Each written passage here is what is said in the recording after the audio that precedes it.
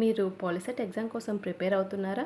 అయితే ఈ వీడియో మీకోసమే. హలో ఆల్, వెల్కమ్ టు తెలుసుకుందామా యూట్యూబ్ ఛానల్. అయితే మనం పాలిసెట్ రివిజన్ క్లాసెస్ అనేవి స్టార్ట్ చేసాం కదా. మనము ఫిజిక్స్లో లైట్ రిలేటెడ్ అన్నీ డిస్కస్ చేసాము. ఇంకా మనం ఇప్పుడైతే ఎలక్ట్రిసిటీ అనే టాపిక్ డిస్కస్ చేద్దాము. నెక్స్ట్ ఎలక్ట్రోమాగ్నెటిజం డిస్కస్ చేద్దాం. ఓకేనా? ఎలక్ట్రిసిటీ ఈ ఎలక్ట్రిసిటీ గురించి డిస్కస్ చేద్దాము. అండ్ మనకు ఎగ్జామ్లో దీని నుంచి మ్యాథ్స్ 6 to 10 మార్క్స్ అయితే గెయిన్ చేసుకోవచ్చు. ఓకేనా? జస్ట్ డెఫినేషన్స్ మీద అండ్ ఎస్ఐ యూనిట్స్ మీద and A A instrument use చేస్తారు మెజర్ చేయడానికి, ఇలాంటి క్వశ్చన్స్ అయితే ఇస్తారు. ఓకేనా? ఛార్జ్, ఫస్ట్ ఛార్జ్, దీన్ని క్యూతో రిప్రజెంట్ చేస్తాం. ఇది మనకు 2గా ఉంది, పాజిటివ్ అండ్ నెగిటివ్ ఛార్జెస్. ఓకేనా? అండ్ లైక్ ఛార్జెస్ ఏమో రిపెల్ అవుతాయి, అన్లైక్ ఛార్జెస్ అట్రాక్ట్ అవుతాయి. ఓకేనా? ఇది basics. Next conductors, insulators, materials which allows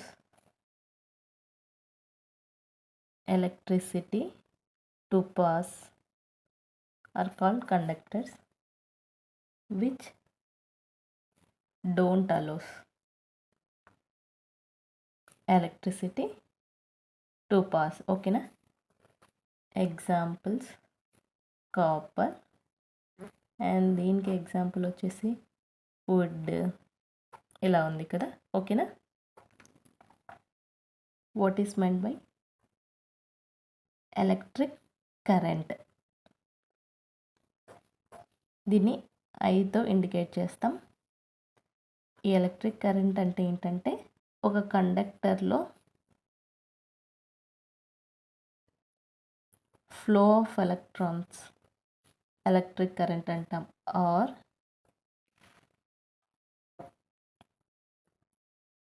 rate of flow of charge Q per unit time. అంటే వైర్లో ఛార్జ్ ఎంత స్పీడ్లో ఫ్లో అవుతుంది అని. ఓకేనా? I equals to Q/T, charge per unit time. ఓకేనా? దీనికి SI units ampere, measuring instrument ammeter. ఇక్కడ నేను కొన్ని ఇంపార్టెంట్ పాయింట్స్ చూపిస్తాను, అవి నోట్ చేసుకోండి. All metals are good conductors of electric current. ఓకేనా? Electric current I equals to charge per unit time. ఈ ఛార్జ్కి మనకు SI యూనిట్స్ వచ్చేసి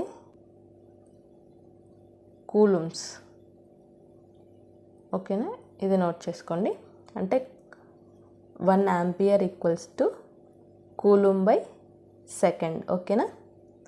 electric current SI unit ampere. Okay. ఈ ఎలక్ట్రిక్ కరెంట్ మెజర్ చేయడానికి మనం ఒక ఇన్స్ట్రుమెంట్ యూస్ చేస్తాము, అదే యామ్మీటర్. ఈ యామ్మీటర్ అనేది, ఇది నోట్ చేసుకోండి, ఇది చాలా ఇంపార్టెంట్.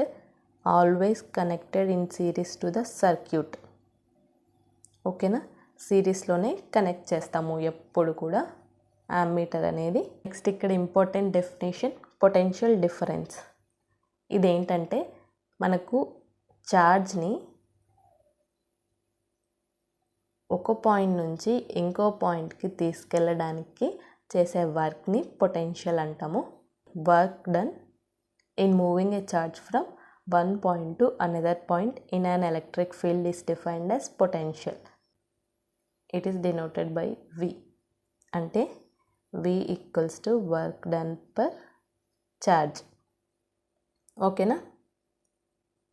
దీనికి SI యూనిట్స్ వచ్చేసి ఓల్ట్స్ అండ్ వర్క్కి జౌల్, దీనికి coulombs. 1 volt equals to joule by coulomb. Current measure చేయడానికి అమ్మీటర్ ఎలా యూస్ చేస్తామో ఇక్కడ వోల్టేజ్ మెజర్ చేయడానికి మనము వోల్ట్ మీటర్ యూస్ చేస్తాం. And it is always connected in parallel. Ammeter అయితే సిరీస్, వోల్ట్ మీటర్ అయితే ప్యారలల్. ఓకేనా. ఇక్కడ చూడండి, మనకి ఇక్కడ కొన్ని సర్క్యూట్ సింబల్స్ ఉన్నాయి. సింబల్ ఇచ్చి మీకు ఇదేంటి, ఇదేం రిప్రజెంట్ చేస్తుంది ఇలా అడుగుతారు. ఓకేనా.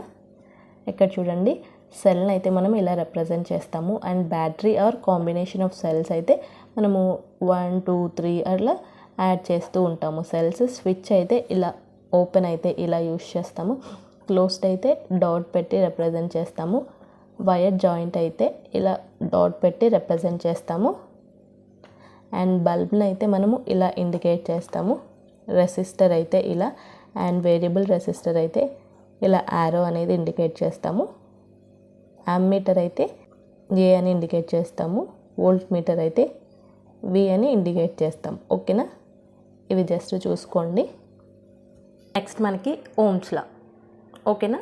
మనకు ఏ ఎలక్ట్రిసిటీలో బేసిక్ లా, ఇది ఇంపార్టెంట్. ఓమ్స్ లా ఇదేంటంటే at constant temperature potential difference V is directly proportional to electric current. ఓకేనా.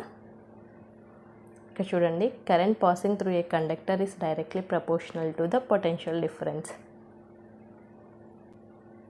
ఇలా అయినా చెప్పచ్చు, ఇలా అయినా చెప్పచ్చు. V by I equals to constant తీసుకుంటాము. ఇది వచ్చేసి R means resistance of the conductor. అంటే ఇది ఏం చేస్తుందంటే ఫ్లో ఆఫ్ చార్జెస్ని రెసిస్ట్ చేస్తుంది, అంటే అడ్డుకుంటుంది. అంటే ఇండైరెక్ట్గా కరెంట్ని రెసిస్ట్ చేస్తుంది అని అర్థం. ఈ రెసిస్టెన్స్కి SI యూనిట్ వచ్చేసి ఓమ్. సింబల్ ఇది యూస్ చేస్తాం. 1 ohm equals to 1 volt by ampere. Volt by ampere. ఓకేనా. ఈ ఓమ్స్లా బేస్ చేసుకుని మెటీరియల్స్ 2 టైప్స్ ఉన్నాయి. అవేంటంటే ohmic materials, non ohmic materials. Which obeys Ohm's law are called ohmic materials, అంటే metals. Which don't obeys Ohm's law are called non ohmic materials, అంటే LEDs. ఓకేనా. Important point, ఇది note చేసుకోండి.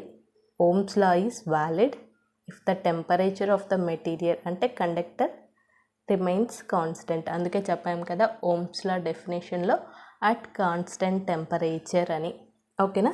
Conductor యొక్క temperature constant అయి ఉండాలి. దీని మీద అడిగే క్వశ్చన్ ఉంది, ఇది నోట్ చేసుకోండి. మనకి రెసిస్టెన్స్ చేంజెస్ విత్ టెంపరేచర్. ఓకేనా. రెసిస్టెన్స్ టెంపరేచర్ ఇంక్రీజ్ అవుతే చేంజ్ అవుతుంది, డిక్రీజ్ అయినా చేంజ్ అవుతుంది. ఓకేనా. చూడండి, Ohm's law not applicable to gaseous conductors and cannot be applied to semi conductors. Germanium, silicon ఇవి సెమీ కండక్టర్స్ కదా, ఇది నోట్ చేసుకోండి. ఇక్కడ మనకు ohmic materials, non ohmic materials అని చెప్పాను కదా. మనము VI గ్రాఫ్ తీసుకుంటే ఓమిక్ మెటీరియల్స్కి ఇలా ఉంటుంది, నాన్ ఓమిక్ మెటీరియల్స్కి ఇది లీనియర్గా ఉండదు. ఓకేనా. ఇక్కడ చూడండి, రెసిస్టెన్స్కి డీటెయిల్ డెఫినేషన్ ఇచ్చాడు. Resistance is the property of a conductor is defined as obstruction to the motion of electrons in a conductor. అంటే ఫ్లో ఆఫ్ ఎలక్ట్రాన్స్కి రెసిస్ట్ చేస్తూ ఒక అడ్డుగోడలాగా ఉండే ప్రాపర్టీని మనం రెసిస్టెన్స్ అంటాము. The material which offers resistance is called resistor. ఓకేనా. Next, factors affecting resistance of a material. ఇది చాలా ఇంపార్టెంట్. ఆప్షన్స్ ఇచ్చి which of the following affects resistance of a material ఇలా అడుగుతారు. ఓకేనా. 1 వచ్చేసి temperature, length, area of cross section of the conductor and nature of the conductor. ఇవి మనకు factors affecting the resistance of a material. Resistance of a conductor is directly proportional to its length or directly proportional to length. Next, resistance of a conductor inversely proportional to area of cross section are inversely proportional to area. ఇవి మనకు in case ఏదైనా problem ఇచ్చినప్పుడు use అవుతుంది. ఓకేనా. Proportional and ఏరియాకి inversely proportional and temperature and nature of the కండక్టర్ని బట్టి మనకు రెసిస్టెన్స్ వాల్యూస్ ఇలా అనేవి చేంజ్ అవుతూ ఉంటాయి. సో ఇట్లా అయితే ఎఫెక్ట్ చేస్తాయి ఈ ఫ్యాక్టర్స్ మనకి. అండ్ ఇక్కడ మనము are directly proportional to L and inversely proportional to A కదా. దీని నుంచి మనము ఒక కాన్స్టెంట్ కన్సిడర్ చేసుకుంటే రో ఎల్ బై ఏ. ఈ రో అంటే ఏంటంటే specific resistance or resistivity of the conductor. దీన్ని మనం ఓమ్ మీటర్తో రిప్రజెంట్ చేస్తాము. ఎస్ఐ యూనిట్ వచ్చేసి ఎస్ఐ యూనిట్ ఆఫ్ రెసిస్టివిటీ వచ్చేసి ఓమ్ మీటర్.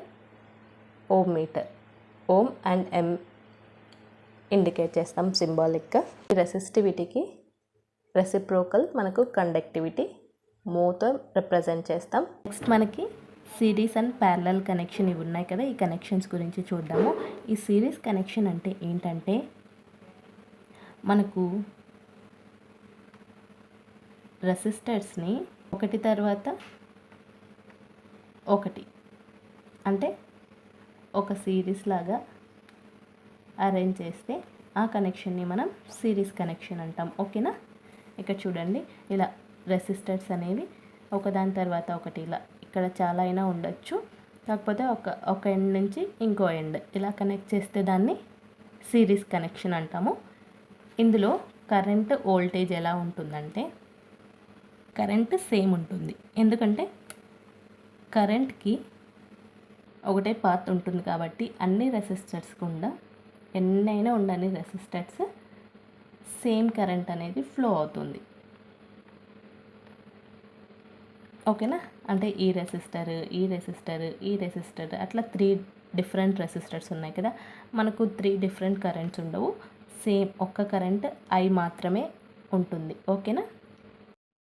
అండ్ ఈ సిరీస్ కనెక్షన్లో మనకి వోల్టేజ్ ఎలా ఉంటుందంటే డివైడ్ అవుతుంది. అంటే కరెంట్ లాగా సేమ్ ఉండదు.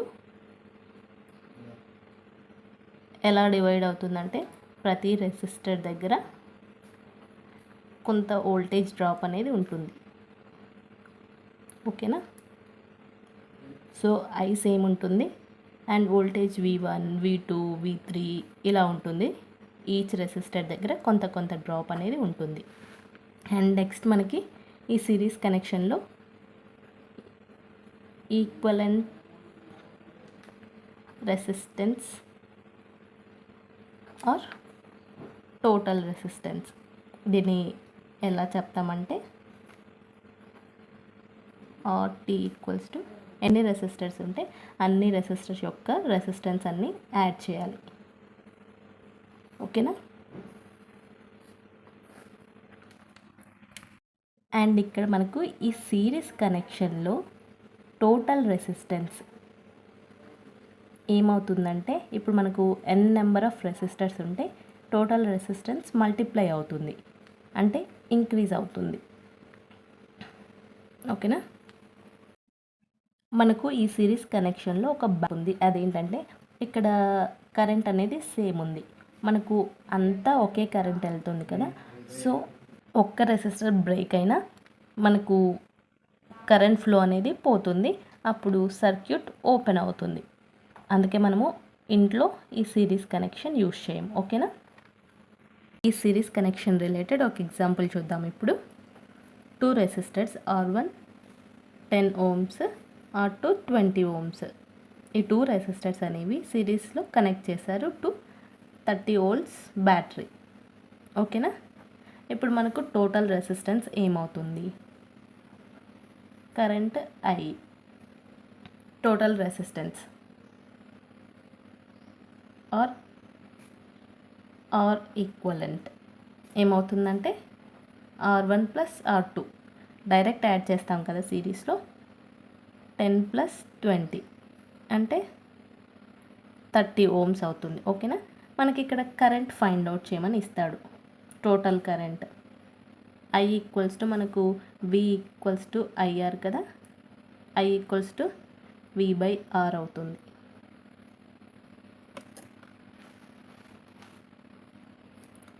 అప్పుడు సాల్వ్ చేస్తే V/R.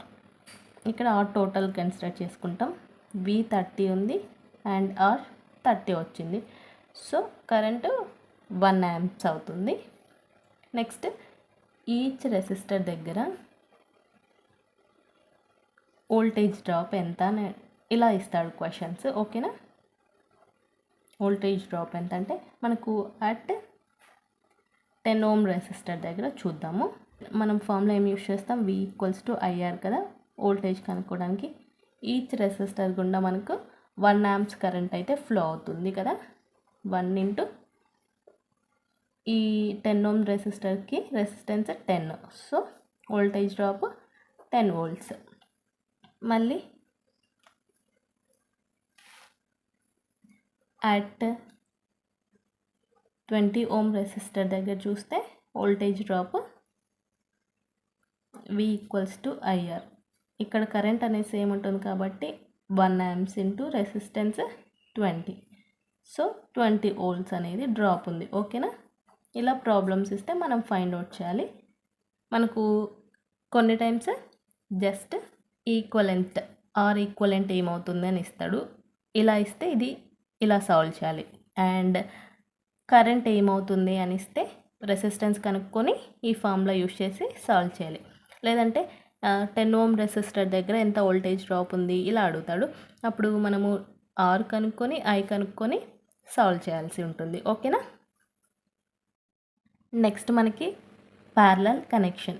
ఈ ప్యారలల్ కనెక్షన్లో రెసిస్టర్స్ ఎలా కనెక్ట్ చేస్తామంటే రెసిస్టర్స్ అన్నీ ఒక కామన్ పాయింట్ దగ్గర or side by side arrange చేస్తే, ఒక common point or side by side arrange చేసిన కనెక్షన్ని ప్యారలల్ కనెక్షన్ అంటాము. ఇందులో కరెంట్ వోల్టేజ్ ఎలా ఉంటుందో చూద్దాము. కరెంట్ I ఇక్కడ కరెంట్ అనేది డివైడ్ అవుతుంది. ఓకేనా, I1, I2, I3 ఇలా ఉంటుంది. రెసిస్టెన్స్ వాల్యూ తక్కువ ఉన్న దగ్గర మనకు కరెంట్ అనేది ఎక్కువగా ఫ్లో అవుతుంది. ఓకేనా, అండ్ వోల్టేజ్ చూసుకుంటే ఇక్కడ సేమ్ ఉంటుంది. ఓకేనా, V అంతే, V1, V2 ఇలా ఉండవు. Total resistance are equivalent resistance ఎలా క్యాలిక్యులేట్ చేస్తామంటే దీనికి రెసిప్రోకల్స్ సమ్ తీసుకుంటాము. 1/R equivalent equals to 1/R1 plus 1/R2 plus 1/R3 ఇలా తీసుకుంటాము. ఓకేనా, ప్యారలల్ కనెక్షన్లో రెసిస్టెన్స్ అనేది టోటల్ రెసిస్టెన్స్ అనేది తగ్గిపోతుంది, డివైడ్ అయిపోతుంది. అక్కడ మల్టిప్లై అయితే ఇక్కడ డివైడ్ అవుతుంది. సో రెసిస్టెన్స్ అనేది ఓవరాల్ రెసిస్టెన్స్ తగ్గిపోతుంది. ఓకేనా, ప్యారలల్ కనెక్షన్లో మనకు సిరీస్లో ఉన్నట్టు ఉండదు. అంటే ఒక్కటి ఫెయిల్ అవుతే కరెంట్ మొత్తం ఫ్లో అవ్వడం ఆగిపోతుంది, అలా ఉంటుంది కదా. ఇక్కడైతే అలా ఉండదు. అందుకే ఇళ్ళల్లో ఈ ప్యారలల్ కనెక్షన్ అనేది యూస్ చేస్తాం. ఓకేనా, మనకు 2 resistors R1 = 10 ohms and R2 = 20 ohms. ఇదనేది మనకు ప్యారలల్లో కనెక్ట్ చేశారు టు 30 volts. మనకు R ఈక్వలెంట్ ఏమవుతుంది, 1/R1 ప్లస్ 1/R2. ఇలా మనకు 2 రెసిస్టర్స్ ఉంటే డైరెక్ట్గా ఫార్ములా యూస్ చేయొచ్చు. అంటే ప్లస్ చేసి మైనస్ చేసి ఇలా కాకోకుండా ఈ ఫార్ములా యూస్ చేయొచ్చు.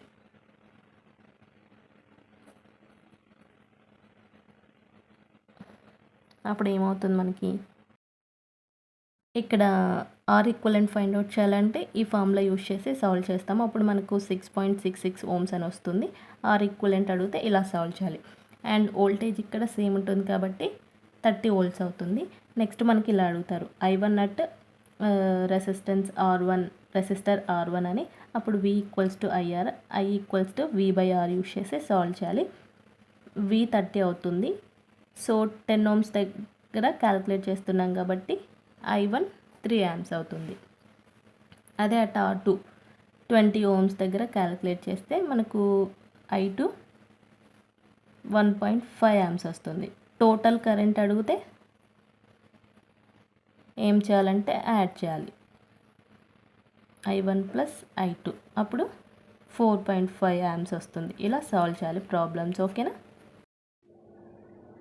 నెక్స్ట్ మనకి important topic joules law of heating effect of electric current. ఇదేంటంటే మనకు ఒక వైర్లో కరెంట్ ఫ్లో అవుతే అది ఖచ్చితంగా హీట్ అవుతుంది. ఈ హీట్ అయ్యే ఎఫెక్ట్ని మనం లా ఆఫ్ హీటింగ్ అంటాము. ఇదేంటంటే this law directly proportional to I² and directly proportional to resistance and directly proportional to time. H, heat produced is directly proportional to I² R and T. ఓకేనా. ఈ joule heating ఎఫెక్ట్కి examples చూస్తే మనకు ఇంట్లో iron box, electric oven, kettle, heater ఇవన్నీ ఉంటాయి కదా. ఇవన్నీ ఈ లాని యూజ్ చేసే వర్క్ అవుతాయి. నెక్స్ట్ మనకు లాస్ట్ ఎలక్ట్రిక్ పవర్. ఈ ఎలక్ట్రిక్ పవర్ అంటే ఏంటంటే amount of work done by electric current. Power is the rate of doing work. అంటే electric power equals to work done by time. It is also equals to V into I, work done by electric current. ఓకేనా. Ohm's law use చేసి ఈ V ప్లేస్లో మనము IR substitute చేస్తే మనకి I² R వస్తుంది.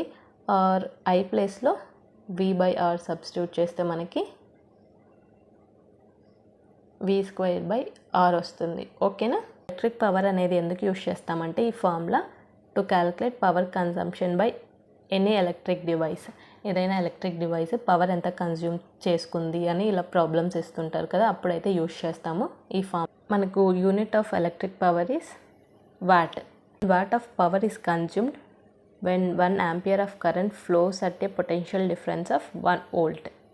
Kilowatt hour equals to 3.6 into 10⁻⁶ joules. ఇది చాలా ఇంపార్టెంట్ క్వశ్చన్, చాలా రిపీటెడ్గా అడిగారు. వాల్యూ నోట్ చేసుకోండి. 1 kilowatt hour equals to how many joules, లేదంటే డాష్ ఇచ్చి జౌల్స్ అని ఇస్తాడు. 3.6 into 10⁻⁶ జౌల్స్. ఓకేనా. ఈ ఫ్యూజ్ అనేది ఎందుకు యూజ్ చేస్తామంటే ఓవర్లోడ్ వల్ల డ్యామేజెస్ ఇట్లా జరుగుతూ ఉంటాయి కదా, అది ప్రివెంట్ చేయడానికి యూజ్ చేస్తాము. సేఫ్ లిమిట్ని ఎగ్జిట్ చేస్తే దాన్ని ఓవర్లోడింగ్ అంటాము. ఇలాంటి ఓవర్లోడింగ్ని ప్రివెంట్ చేయడం కోసం ఈ ఫ్యూజెస్ అనేవి యూజ్ చేస్తాం. ఓకేనా. ఇక్కడ ఎలక్ట్రిక్ పవర్ బేస్డ్ ప్రాబ్లం చూడండి. మనకు ఒక బల్బ్ మీద 60 watts 120 volts అని రాసి ఉంటే దాని మీనింగ్ ఏంటంటే ఈ బల్బ్ని 120 వోల్టేజ్ సోర్స్కి కనెక్ట్ చేసినప్పుడు అది ప్రతి సెకండ్ 60 watts ని హీటర్ లైట్ రూపంలో రిలీజ్ చేస్తుందని అర్థం. ఓకేనా. ఇక్కడ దీని నుంచి మనము రెసిస్టెన్స్ ఎలా క్యాలిక్యులేట్ చేస్తామంటే V²/P ఈ ఫార్ములా యూజ్ చేసి సాల్వ్ చేస్తాం. ఇక్కడ V అంటే 120/P అంటే 60, సో 240 ohms అవుతుంది. ఓకేనా. ఇదన్నమాట ఓవరాల్గా ఈ ఎలక్ట్రిసిటీ నుంచి. నెక్స్ట్ ప్రాబ్లమ్స్ అనేది ఒక వీడియోలో చెప్తాను, ఎలా అడుగుతారు ఏంటి అనేది. అలానే లైవ్ సెషన్స్లో ఇంపార్టెంట్ బిట్స్ అనేవి డిస్కస్ చేద్దాము. ఓకేనా. Thanks for watching.